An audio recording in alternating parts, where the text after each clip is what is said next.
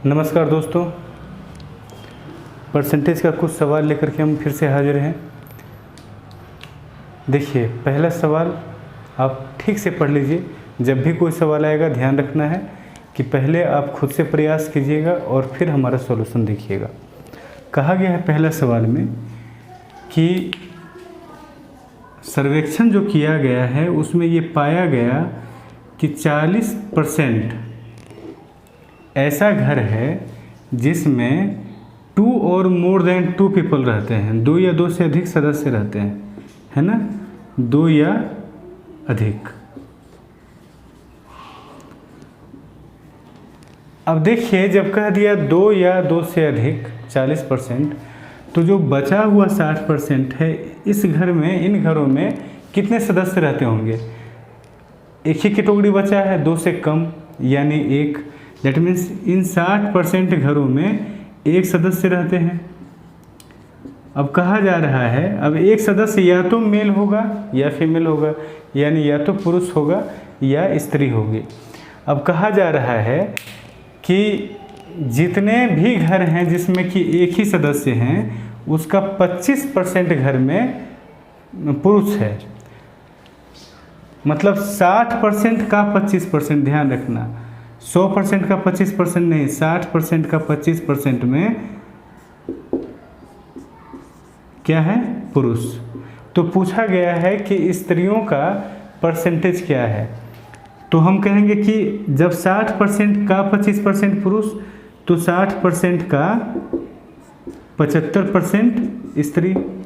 ठीक है, इस 25% और इस 75% का आधार ये है, और इस 60% का आधार कौन है? आरंभ का 100% यानी टोटल।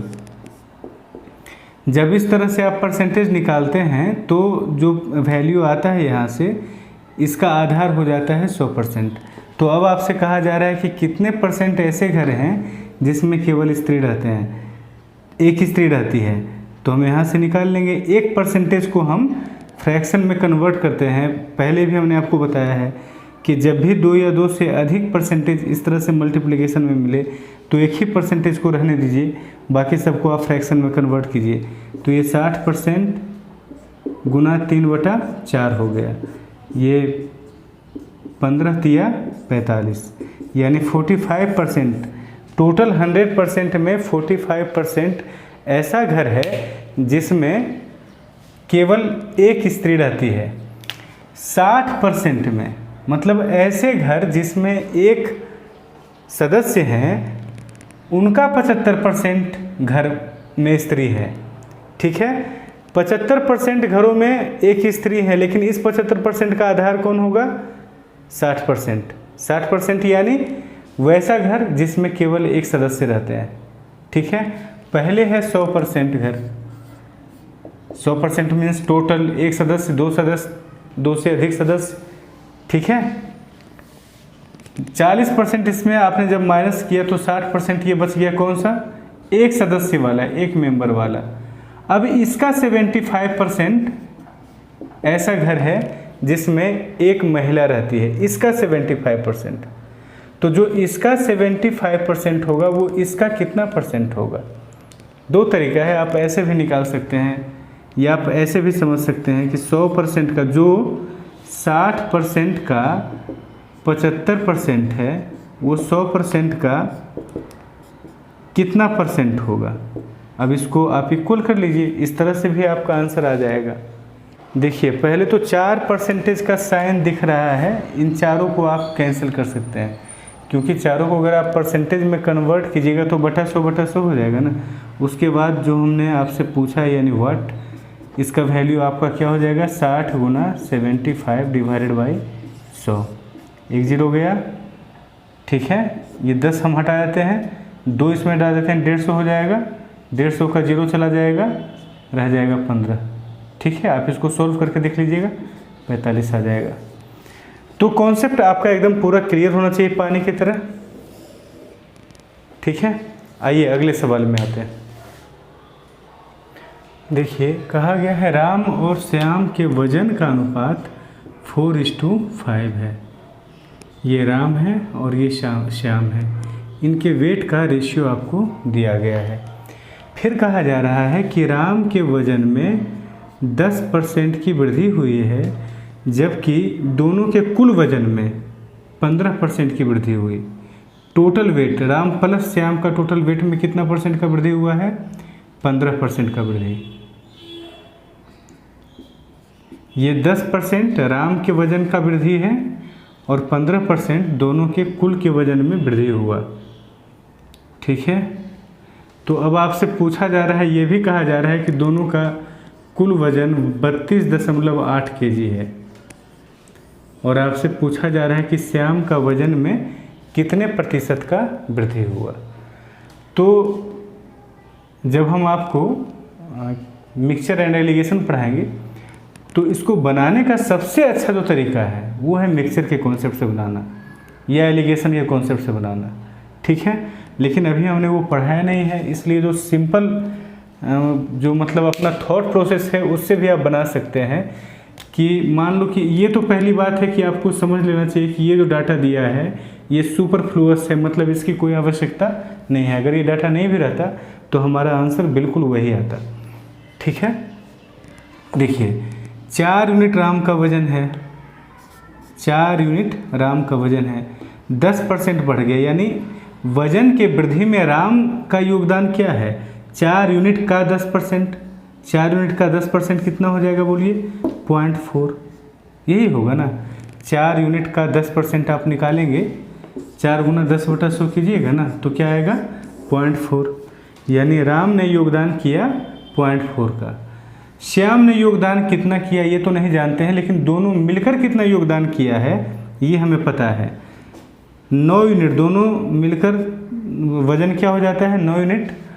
और टोटल वजन कितना बढ़ा है भाई? 15%। दैट मीन्स दोनों मिलकर दोनों का टोटल जो वजन है वो 15% से बढ़ गया, यानी टोटल वृद्धि कितना हुआ? 9 यूनिट का 15%। ठीक है, यानी 1.35 यूनिट टोटल वृद्धि हुआ है वजन में, दोनों का मिलाकर 1.35, जिसमें राम का योगदान कितना है बंधु? 0.4। तो श्याम का वजन कितना बढ़ गया होगा? 1.35 माइनस 0.4 अगर आप कीजिएगा तो कितना आ जाएगा आपका? 0.95 आ जाएगा, है ना। 0.95 ये किसका बढ़ा है? होगा श्याम का। तो श्याम के परसेंटेज में क्या वृद्धि होगा? श्याम का वजन बढ़ा है 0.95 यूनिट से और उसका वजन था 5, तो परसेंटेज वृद्धि क्या होगा? ये डेसिमल हट जाएगा इस 2 जीरो से और आंसर क्या आ जाएगा? 19%। ये हमारा आंसर हो जाएगा। देखिए, अगर इसे एलिगेशन से बनाना हो तो हम ऐसे बनाएंगे कि राम के वजन में दिया गया है 10% का वृद्धि होता है। जो लोग एलिगेशन पढ़ लिए हैं उनके लिए ये सवाल हम इस मेथड से बता रहे हैं, अदरवाइज एलिगेशन तो हमने पढ़ाया नहीं है। लेकिन बहुत सारे स्टूडेंट ऐसे होते हैं जो एलिगेशन ऑलरेडी पढ़े हुए हैं, तो उनके लिए हम इस तरह से बता रहे हैं कि राम के वजन में कितना % का वृद्धि हुआ है बंधु? 10% का। दोनों के कुल वजन में कितना % का वृद्धि हुआ है? 15% का। और श्याम के वजन में कितने % का वृद्धि हुआ है ये हमें पता नहीं है, यही तो पूछा गया है। अब इसके साथ दोनों के वजन का अनुपात दिया गया है, अनुपात हम यहाँ रखते हैं। अब यहाँ हमने 10 क्यों लिखा, यहाँ हमने 15 क्यों लिखा, यहाँ हमने 4 और 5 क्यों लिखा? ये जो लोग एलिगेशन पढ़ चुके हैं उन्हें तो पता होगा, जो लोग नहीं पढ़े हैं उनको वेट करना होगा तब तक जब तक कि हम एलिगेशन का वीडियो अपलोड नहीं करते हैं। ठीक है, क्योंकि ये सब चीज़ें हम ये मेथड से हम बस उनके लिए बता रहे हैं जो एलिगेशन ऑलरेडी पढ़े हुए हैं। ठीक है, अब देखिए, अब आराम से आपका आंसर आ जाएगा। इधर 5 यूनिट अगर वैल्यू है तो डिफरेंस कितने का? 5% का। अगर यहाँ 4 यूनिट वैल्यू है तो डिफरेंस कितने का होना चाहिए? 4% का। और एलिगेशन में एक तरफ 15% से कम है तो दूसरी तरफ 15% से ज़्यादा होगा, यानी 4% इसमें ऐड होगा, तो 15 4 क्या हो जाएगा? 19। ये हमारा आंसर हो जाएगा।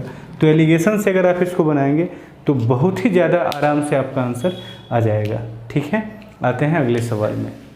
देखिए बंधु, कहा गया है एक सवाल में कि चाय के रेट में 25% का वृद्धि हो गया, कंजम्पशन खपत उसने 4 kg कम कर दिया, जिसके कारण टोटल एक्सपेंडिचर जो है उसमें 25% का वृद्धि नहीं होकर के 20% का वृद्धि हो गया। हमने कई बार आपसे कहा है टोटल एक्सपेंडिचर बराबर होगा क्या बंधु, रेट इनटू कंजम्पशन। अच्छा, हमने आपसे कहा था ना कि अगर कंजम्पशन कांस्टेंट हो तो जिस रेशियो में रेट चेंज होगा उसी रेशियो में टोटल एक्सपेंडिचर चेंज होगा। यानी अगर रेट में 25% का वृद्धि हुआ है तो इसमें भी 25% का वृद्धि होना चाहिए, लेकिन कब, जब कंजम्पशन बदले नहीं, मतलब खपत आपका उतना ही रहे तब। लेकिन इसने किया क्या, खपत कम कर दिया। खपत जब कम कर दिया तो ये जो टोटल एक्सपेंडिचर था ये 25% नहीं रह करके वृद्धि, मतलब 25% नहीं होकर के मात्र 20% का वृद्धि हुआ। तो अब कहा जा रहा है कि आरंभिक कंजम्पशन क्या था, तो कंजम्पशन में जो बदलाव आया है उसका अनुपात आपको निकालना होगा। तो वो अनुपात निकलेगा कैसे, टोटल एक्सपेंडिचर में जो बदलाव आया है उसे डिवाइड आप कर दीजिएगा रेट के अनुपात में जो बदलाव आया है उससे, तो कंजम्पशन का अनुपात आपको निकल जाएगा। तो देखिए टोटल एक्सपेंडिचर किस रेशियो में चेंज हो रहा है, 20% का वृद्धि यानी 5 से 6। ये कौन है, एक्सपेंडिचर 5 से 6, रेट 25% का वृद्धि यानी 4 से 5। ठीक है, ये रेट हो गया। तो कंजम्पशन क्या हो जाएगा, डिवाइड हम कर देंगे, दैट मीन्स 25 से 24। ये किस चीज़ का अनुपात हो गया, कंजम्पशन का। अब 1 यूनिट पहले के तुलना में कम खरीद रहा है। ठीक है, चाय 1 यूनिट पहले के तुलना में कम खरीद रहा है, और वास्तव में कितना कम खरीद रहा है, 4 kg। तो 1 यूनिट का मान 4 kg, 25 यूनिट का मान 100 kg। सवाल एकदम आराम से बन जाता है, एकदम आराम से बन जाएगा। ठीक है, लेकिन शर्त यही है कि थोड़ा कुछ दिनों तक जो परेशानी होगी उसको झेलना, घबराना मत, अस्थिर रहना, शांत रहना। जो भी परेशानी हो, जैसे पहले जो मेथड से हम सवालों को बनाते थे, अभी भी उस वही लकीर के फ़कीर बने हुए नहीं रहेंगे, अपने आप को मॉडिफाई करेंगे। समय के साथ जो नहीं बदलता है वो मिट जाता है, ये डार्विन का सिद्धांत है। ठीक है, वक्त बदल चुका है तो आपको भी वक्त के साथ बदलना होगा। आइए अगले सवाल में आते हैं। अगले सवाल में जाने के पहले ये हम आपसे कहना चाहते हैं बंधु, हर वक्त हमारे मन में संशय ये होता है कि कहीं ऐसा नहीं कि अभी भी हम जितना करके बता रहे हैं, कहीं आप भी सवाल को बनाने में उतना सारा कुछ आप लिखिए। ये गलत है। आपको अंडरस्टैंडिंग बढ़ानी है। अगर अंडरस्टैंडिंग आपकी बढ़ेगी ना तो आप एक लाइन में सवाल को सॉल्व कर लीजिएगा। मेरी बात को समझ रहे हैं। जैसे हम ये समझाने के लिए सारा कुछ लिखते हैं, ये जो लिखते हैं total expenditure equal to rate into consumption, ये सब समझाने के लिए लिखते हैं। अदरवाइज सवाल को जब सिर्फ सॉल्व करना रहे तो कहा जा रहा है कि टोटल एक्सपेंडिचर में 20% की वृद्धि हुई, तो हम डायरेक्ट 100 और 120 लिख देंगे। ठीक है, कंजम्पशन में रेट में कितनी वृद्धि हुई है, 25% की, तो 100 और 125 ऐसे हम लिख देंगे। ये किस चीज़ का अनुपात आ गया, कंजम्पशन का। डायरेक्ट ऐसे लिख देंगे, ऐसा नहीं कि एग्जाम में भी उतना ही हम लिखेंगे। तो ये कट जाएगा, अनुपात यहाँ से देखिए आपका 125 120 यानी 25:24। एक ही लाइन में तो दिख रहा है। अब यहाँ से कुछ करने की आवश्यकता ही नहीं है। 1 यूनिट का मान 4 तो 25 यूनिट का मान 100, बस इतना ही आराम से आंसर आना चाहिए। वो जो हम लिखते भी हैं 2-4 लाइन, वो बस इसलिए कि आप समझें। ठीक है, तो वही मेथड आपका नहीं होना चाहिए एग्जाम में बनाने का। आपको पहुंचना है यहाँ तक, हो सके तो इतना भी लिखना नहीं पड़े। ठीक है, आइए अगले सवाल में आते हैं। देखिए अगला सवाल में कहा गया है कि चीनी के rate into consumption equal to expenditure. इस बात को आप ध्यान में रखेंगे। इसमें भी बदलाव हुआ है और इसमें भी बदलाव हुआ है। रेट बढ़ गया है कितना परसेंट से, 6.66। ये 6.66% से बढ़ गया है, जबकि ये आपका बढ़ गया है 6.25% से। अब पूछा जा रहा है कि भाई इसमें कितने परसेंट का वृद्धि होगा, तो यहाँ पर मल्टीप्लिकेशन में है ना, तो दोनों के रेशियो को मल्टीप्लाई करना होगा।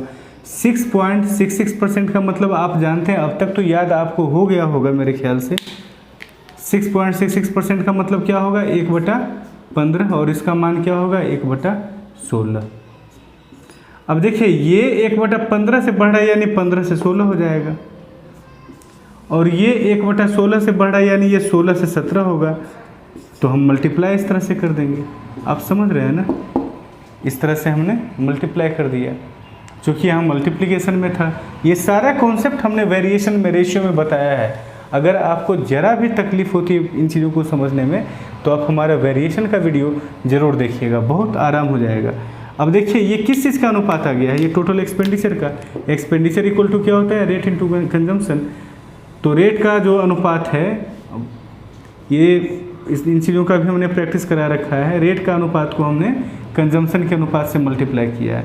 या हो सकता है आप लोग को भाई परेशानी हो तो हम लिख ही दे रहे हैं। रेट चेंज हो रहा है 15 से 16 के अनुपात में, क्योंकि ये 1/15 से बढ़ गया है, और कंजम्पशन 16 से 17 के अनुपात में, क्योंकि ये 1/16 से बढ़ गया है। तो एक्सपेंडिचर का रेशियो लिखने के लिए हम क्या करेंगे बताइए, रेट इंटू कंजम्पशन, यानी पहले वाले का रेट इंटू पहले वाले का कंजम्पशन। ठीक है, ये रेट का रेशियो है और ये कंजम्पशन का रेशियो है। तो पहले वाले का रेट यानी 15 इंटू पहले वाले का कंजम्पशन यानी 16, अनुपात दूसरे वाले का रेट यानी 16 गुना दूसरे वाले का कंजम्पशन यानी 17। तो 16 से 16 कट जाएगा ना, अनुपात क्या रह जाएगा, 15:17। अनुपात आपका क्या होगा, 15:17। अगर आपने हमारा परसेंटेज का वीडियो ठीक से देखा होगा तो आपको ज़रा भी समय नहीं लगना चाहिए इसको सॉल्व करने में। बताइए क्या हो जाएगा, 6.66 इंटू 2, ठीक है, यानी 13.33%। ये आपका आंसर हो जाएगा। ऐसे नहीं 6 दूना 12, 6 दूना 12 1 13, 6 दूना 12 1 13, लास्ट में 2 होना चाहिए, नहीं, इस 6 के पहले भी कई 6 रहा होगा, तो उधर से 1 कैरी होके आएगा और इसको 3 कर देगा। ठीक है, तो आंसर हमारा क्या होगा, 13.33%। ठीक है,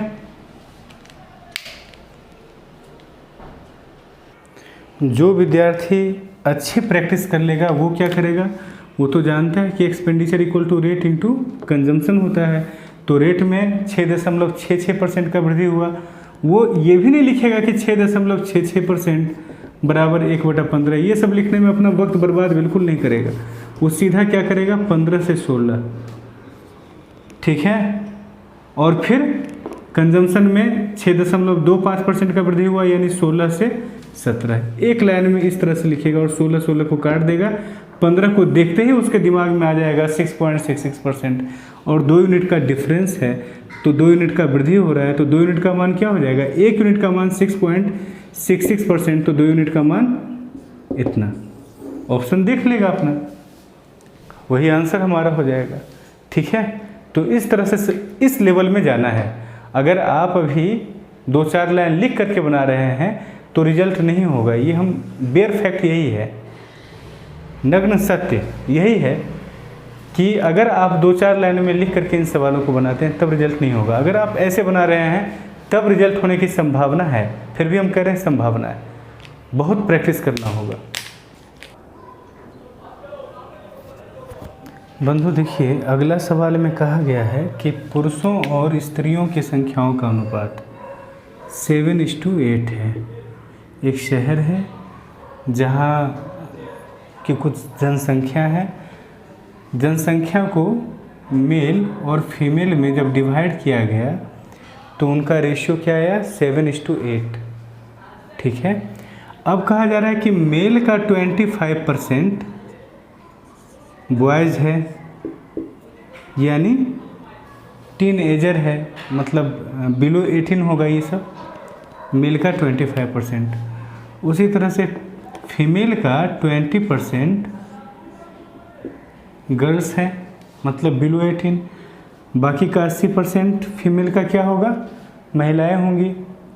ठीक है, अच्छा, यहाँ से ये बताइए कि अगर हम आपसे कहें कि यूनिट में शहर की जनसंख्या कितना यूनिट है, इस अनुपात को देख करके आप क्या कहिएगा कि 15 यूनिट जो है वो शहर की जनसंख्या है। ठीक है, आपको दिया गया है वयस्क महिलाओं की संख्या और पूछा गया है आपसे शहर की जनसंख्या। तो शहर की जनसंख्या तो 15 यूनिट है, इसका वैल्यू आपसे निकालने के लिए इनडायरेक्टली कहा गया। वयस्क महिलाओं की संख्या यूनिट में कितना है, अगर ये हमें मालूम हो जाए तो हम आराम से इसका वैल्यू निकाल लेंगे।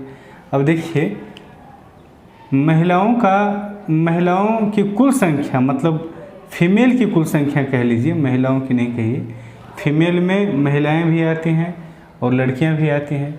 उनका यूनिट में क्या संख्या है, 8 यूनिट, और 8 यूनिट का 20% गर्ल्स हैं, यानी बिलो 18। तो एवब 18 यानी महिलाएं कितनी होंगी, 8 यूनिट का 80%। तो 8 यूनिट का 80% जो होगा वो हम निकाल लेंगे। ये हो जा रहा है 6.4 यूनिट। ये 6.4 यूनिट क्या आ गया, शहर में वयस्क महिलाओं की संख्या यूनिट में, वयस्क महिलाओं की संख्या यानी 6.4 यूनिट का मान आपको 156800 दिया गया है और कुल जनसंख्या पूछा गया है। दैट मीन्स 15 यूनिट का मान क्या होगा, ये आपसे पूछा गया है। आप करेंगे क्या, 6.4 से डिवाइड कर देंगे इस नंबर को और 15 से मल्टीप्लाई कर लेंगे, यही आपका आंसर हो जाएगा। बी नंबर ऑप्शन आपका आ जाएगा, आप इसको सॉल्व कर लीजिएगा। सिंपल कैलकुलेशन है। ठीक है, पहले सवाल को बताने के पहले हम एक छोटा सा कॉन्सेप्ट आपको बताना चाहेंगे। अगर किसी संख्या के वैल्यू में r% का वृद्धि हो जाता है और फिर उतना ही परसेंट का कमी हो जाता है, मतलब r% का ही कमी होता है, मतलब सक्सेसिव चेंजेज है ये, सक्सेसिवली एक बार r% बढ़ गया और एक बार r% घट गया, तो इसका इक्विवेलेंट वृद्धि या कमी क्या होगा, हम कैसे निकालेंगे बताइए। सक्सेसिव लगा देंगे। सक्सेसिव क्या हो जाएगा, r% माइनस r%, या परसेंट को हटाइए, r minus r minus r²/100, यही होगा ना। तो r से r कट जाएगा। दैट मीन्स इक्विवेलेंट आपका क्या हो गया, माइनस r²/100%। अब माइनस का साइन जो है वो क्या इंडिकेट कर रहा है कि कमी हुई है, वृद्धि नहीं हुई है, कमी हुई है। ठीक है, तो सवाल में कहा गया है कि जब इतना का कमी हो गया तो किसी चीज़ का वैल्यू 1 रुपया हो गया, आरंभ में क्या था। अच्छा, r²/100% का कमी हो गया, यानी घट करके कितना परसेंट हो गया। आरंभ में कोई भी चीज़ अपने आप का 100% होता है, और अगर 20% का कमी होता है तो वो 80% हो जाता है। आप माइनस करते हैं सीधा सीधा 20%, उसी तरह से आप r²/100% माइनस कर दीजिएगा। दैट मीन्स अभी उसका जो कीमत है वो परसेंटेज में कितना हो गया, ये इसी का मान कितना दिया हुआ है बंधु, ₹1। अब जब इतना परसेंट का वैल्यू 1 रुपया है तो 100% का मान हम नहीं निकाल लेंगे क्या, 100% का मान हम निकाल लेंगे। हम करेंगे क्या, इतना से डिवाइड कर देंगे और 100 से मल्टीप्लाई कर देंगे। दैट मीन्स 100 से जब हम ऊपर मल्टीप्लाई करेंगे तो 100 हो जाएगा, ₹100 हो जाएगा, और नीचे क्या होगा, नीचे इससे हम डिवाइड कर देंगे। इससे हम डिवाइड करने का मतलब क्या होगा, इसको हम ज़रा सॉल्व भी कर लेते हैं। तो हो जाता है 10,000 माइनस r²/100। उस 100 को ऊपर हम लेके चले जाएंगे, मतलब ऊपर में भी 10,000, नीचे में भी 10,000 माइनस r², यही हमारा आंसर हो जाएगा। ठीक है, देखिए इसी पैटर्न पे अगला सवाल फिर है। कहा गया कि किसी संख्या में पहले 10% का कमी किया गया, फिर 10% का वृद्धि किया गया। पहले वृद्धि हो या कमी हो कोई फर्क नहीं पड़ेगा, इसका इक्विवेलेंट हमेशा क्या होगा, माइनस 10²/100 यानी 1, माइनस 1%। ठीक है, तो -1% मतलब जितना भी पहले वैल्यू था उससे 1% अब कम होगा। अब कहा जा रहा है कि 50 कम हो गया, दैट मीन्स 1% का मान क्या होगा 50। तो आरंभिक संख्या पूछा गया है यानी 100%। 1% का मान 50 तो 100% का मान क्या हो जाएगा 50 पे हम 2 जीरो रख देंगे, यही हमारा आंसर हो जाएगा। ठीक है। अगला सवाल में कहा गया है कि एक एग्ज़ाम में शामिल होने वाले लड़के और लड़कियों का अनुपात है कितना 5 और 4, 60% लड़के और 50% लड़कियां पास हैं। 5 और 4 के अनुपात में बॉयज़ और गर्ल्स हैं। अब इनका 60% पास किया है और इनका 50% पास किया है, तो फेल करने वाले सभी छात्रों का परसेंटेज आपसे पूछा गया है। फेल करने वाले सभी छात्रों मतलब लड़के और लड़की दोनों को सम्मिलित रूप से कहा जा रहा है कि टोटल कितना ये परसेंट जो है वो फेल किया है। देखिए, इस सवाल को बनाने के लिए बंधु सबसे आसान जो तरीका है वो है मिक्सचर एंड एलिगेशन। अगर मिक्सचर का कॉन्सेप्ट हम बताएंगे जिस दिन, उस दिन इस सवाल को बनाने में आपको कुछ भी समय नहीं लगेगा, आप आराम से हल कर लीजिएगा। ठीक है, और उस मेथड से भी हम बता देंगे, लेकिन पहले जो हमने मिक्सचर नहीं बताया है तो पहले सिंपल जो तरीका है इसको बनाने का आपको हम दिखा देते हैं। देखिए, अगर 60% लड़कों का 60% पास किया, दैट मीन्स लड़कों का 40% फेल कर गया, तो 5 यूनिट का 40% कितना हो जाएगा 5 यूनिट का 40% इक्वल टू 2 होगा, 2 यूनिट, यानी लड़कों में से 2 यूनिट फेल। अच्छा, लड़कियों में से 50% पास किया यानी 50% फेल किया, तो 4 यूनिट का 50% तो 2 ही यूनिट हो जाएगा। 4 यूनिट का 50% बराबर क्या हो जाएगा बंधु 2 यूनिट। ये फेल किया है, तो फेल करने वाले टोटल कितने हो जाएंगे 4 हो जाएंगे। और टोटल नंबर ऑफ स्टूडेंट कितना है 4 यूनिट। फेल करने वालों की संख्या 4 यूनिट और total number of student 9 unit. ठीक है, तो कितने परसेंट फेल किए 4 यूनिट बटा 9 यूनिट गुना 100, यूनिट से यूनिट गया, बस हमारा आंसर क्या हो जाएगा 400 बटा 9%। बॉयज़ और गर्ल्स का एक्चुअल नंबर नहीं भी रहेगा तो इस तरह से आंसर आराम से आएगा। ठीक है, कई सवालों में नंबर भी दिया रहता है वो भी ठीक है, और नहीं भी दिया हुआ नंबर तो आप आराम से निकाल सकते हैं। और देखिए, मिक्सचर एंड एलिगेशन के कॉन्सेप्ट से भी आप इसको बहुत आराम से बना सकते हैं। जिन लोगों ने मिक्सचर और एलिगेशन का कॉन्सेप्ट सीखा है वो आराम से अप्लाई कर सकते हैं। ठीक है, दोनों का रेशियो क्या है लड़के और लड़कियों का 5 और 4। जिन्होंने सीखा है मिक्सचर एंड एलिगेशन उनके लिए हम बता रहे हैं। इनमें फेल करने वालों की संख्या 40% और इनमें फेल करने वालों की संख्या 50%। ठीक है, डिवाइड कर देंगे 5 + 4 यानी 9 से। आपका क्या हो जाएगा 40, ये 200 और ये भी 200 यानी 400 बटा 9%। ये तरीका ज़्यादा सहज होगा आपके लिए।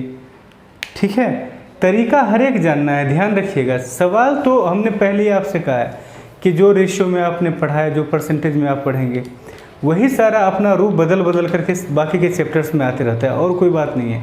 जैसे टाइम एंड वर्क हो या पाइप एंड सिस्टर्न हो, स्पीड टाइम डिस्टेंस हो, CISI हो, जो सक्सेसिव हम पढ़ते हैं तो वही CI है। सक्सेसिव से अलग बिल्कुल CI नहीं है।